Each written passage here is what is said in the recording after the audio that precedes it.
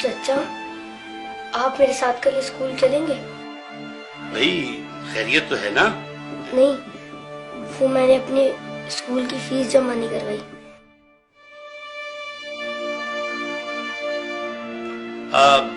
بیٹا تم کیا کرو گے اسکول پڑھ کے؟ دیکھو تم میرے ساتھ دکان پر آ جانا، میرے پاس 2 ملازم ہیں، جب تمہارے کام سمجھ میں آ جائے گا تو ایک کی چھٹی کرا دوں گا۔ تم لوگ دھیان سے پڑھو، ٹیچر کے آنے سے پہلے اپنا ہوم ورک مکمل کر لو۔ اچھا چچا میں چلتا ہوں۔ ارے نہیں بھائی، کھانا کھا کے جانا۔ ہائے ابھی ہمارا کھانا تیار نہیں ہوا۔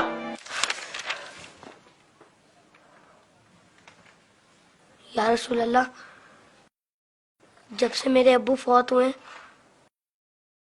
مجھے کسی نے پیار نہیں کیا۔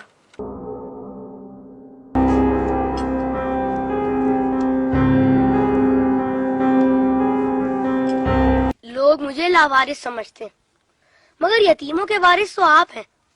شاید یہ بات کسی کو پتا نہیں ہوگی، تبھی تو مجھے اسکول سے نکال دیا۔ لیکن یا رسول اللہ، مجھے کسی سے کوئی شکایت نہیں ہے۔ آپ میرے وارث ہیں، اس سے بڑھ کر اور میرے لیے کیا ہو سکتا ہے؟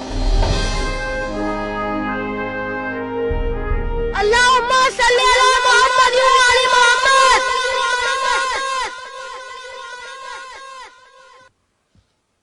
اپنی ولادت کے موقع پر میرا یہ درود شریف قبول فرمائیے۔ سنا ہے آپ اپنے نوازوں سے بہت پیار کیا کرتے تھے۔ امام حسن علیہ السلام اور امام حسین علیہ السلام کو کندھوں پر بٹھا کر سیر کرایا کرتے تھے۔ آپ امام حسین علیہ السلام کے گلے کے بوسے لیا کرتے تھے اور روتے تھے۔ آپ کو پہلے سے علم تھا نا کہ امام حسین علیہ السلام کے گلے کو کاٹا جائے گا؟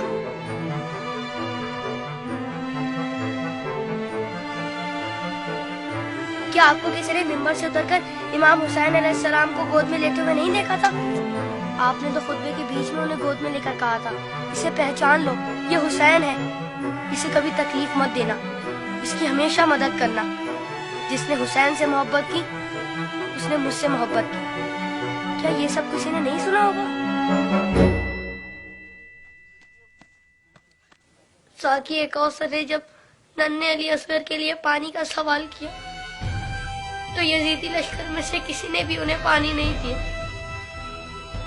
یا رسول اللہ، آپ کی خاطر بھی نہیں دیا انہیں۔ اور 6 ماہ کا بچہ کتنا پانی پی لیتا؟ چند قطرے۔ حرملا نے 3 منہ والا ایسا تیر چلایا جس نے شہزادہ علی اصغر کو ایک کان سے لے کر دوسرے تک ذبح کر دیا۔ تیر کتنا بڑا تھا آپ کو تو پتہ ہی ہوگا۔ تیر لگنے پر شہزادہ علی اصغر روئے ہوں گے۔ کٹے ہوئے گلے کو دیکھ کر مولا حسین بھی روئے ہوں گے۔ ننھے شہزادے کی لاش کو لے کر کبھی مولا آگے بڑھتے تو کبھی پیچھے ہٹ جاتے۔ جب شہزادے کو ماں کی گود میں رکھا ہوگا تو تیر چھپا دیا ہوگا۔ ماں نے جب ننھے شہید کو دیکھا تو کہا، ارے تیری عمر کے تو جانور بھی ذبح نہیں ہوتے، ان ظالموں کو تیری کمسنی پر بھی رحم نہیں آیا۔ غازی عباس کے بازو کٹ گئے، سکینہ کی آس ٹوٹ گئی۔ سنا ہے بی بی سکینہ مولا حسین کے سینے پر سوتی تھی، مولا کے دل کا سکون تھی وہ۔ شاید اسی لیے امام حسین نے اپنی شہادت سے پہلے زمین کربلا سے کانٹے چن لیے۔ میرے بات کہیں میری بیٹی کے پاؤں میں کانٹے نہ چبھ جائے۔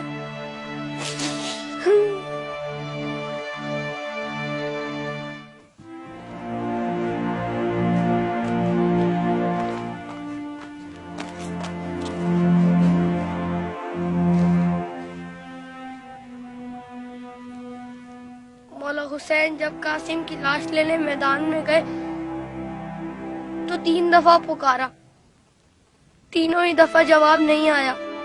پھر فرمایا، امام ہو کر حکم دیتا ہوں، بتاؤ کہاں ہو تم؟ تو مشرق سے آواز آئی، چچا، مغرب سے آواز آئی، چچا، چاروں طرف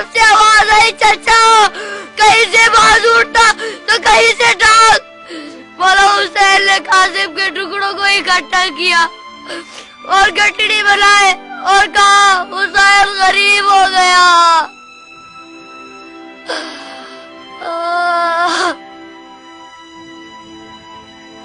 यजीद की फौज में किसी को पता तो होगा या किसी ने बताया तो होगा कि जिन लोगों को तुम मार रहे हो वो नवासा रसूल है। मौला हुसैन ने बुलंद आवाज में कहा था, मैं नवासा रसूल हूँ, कोई मेरी मदद करने वाला है? ये सुनकर यजीदी फौज में से हर किसी ने उनकी मदद तो की होगी। सुना है यजीदी फौज ने इमाम हुसैन को शहीद करने से पहले नमाज पढ़ी थी, अजान भी दी होगी। क्या अजान में आपका नाम नहीं सुना होगा? तो फिर आप ही के नवासे को इतनी बेदर्दी से शहीद कैसे किया? शहीद करने के बाद पहचाना नहीं होगा, वरना लाशों पर इस तरह घोड़े ना दौड़ाते।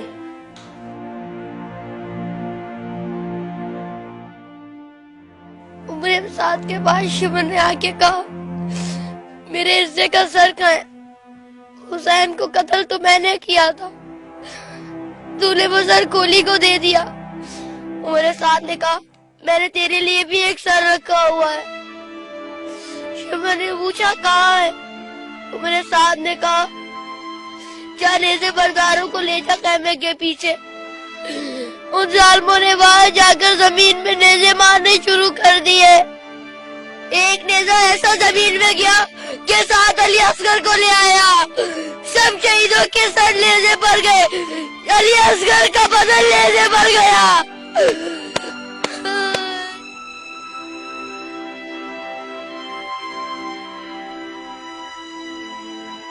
उन जालिमों ने जब बीबियों को नंगे सर बाजारों में फिराया तो इमाम हुसैन के सर ने तिलावत शुरू कर दी, जैसे कह रहे हो, ऐ लोगों, बीबियों की तरफ मत देखो, ये देखो कि एक कटा हुआ सर कुरान की तिलावत कर रहा है।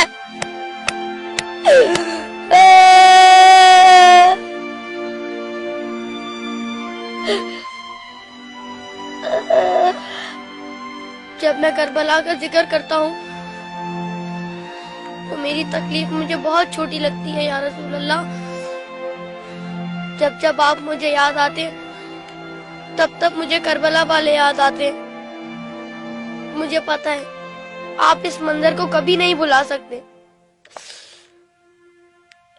जिस मंजर को आप नहीं भुला सकते उसे हम कैसे भुला दें?